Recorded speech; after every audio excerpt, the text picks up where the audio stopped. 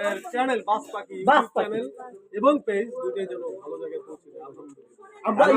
সবচেয়ে বেশি আমরা খুশি হয়েছি আর্টিস্টরা এই রাজশাহী এসে, সেলিম ভাই এই দেশে এসে আসলে এত দর্শক শুটিং এর সময় সত্যি খুব মজা পাই আমরা।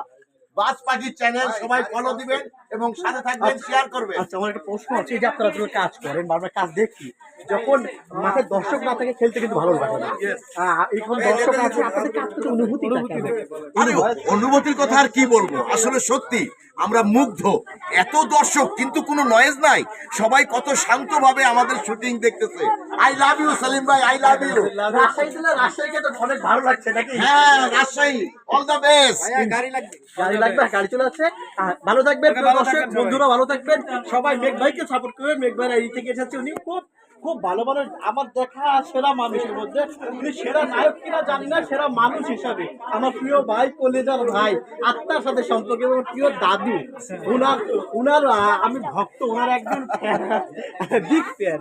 ওনার কাজ আমি দেখেছি, ওনার যখন আমি কাজ দেখেছি এবং চোখ দিয়ে পানি আসতো। হ্যাঁ, আমার একটা কাজ করেছিলেন বাবার হাতে লাঠি, অসাধারণ গল্প ছিল বাবার হাতে লাঠি। এই গল্পতে অনেক সুন্দর কাজ করেছেন, বাবার হাতে লাঠি ছিল গল্পটি। আর শুনুন, এই যে আমরা এই লডে বাস পাখি চ্যানেলে যেই গল্পগুলো করতেছি অবশ্যই দেখবেন, অনেক মজা পাবেন, অনেক মজা পাবেন। দর্শক ভালো থাকবেন, আল্লাহ হাফেজ। আমরা এখনো লাঞ্চ করি নাই, প্রায় অনেক বেশি গেছে, লাঞ্চ করি নাই। ভালো থাকবেন, বিদায় নিচ্ছি, আসসালামু আলাইকুম।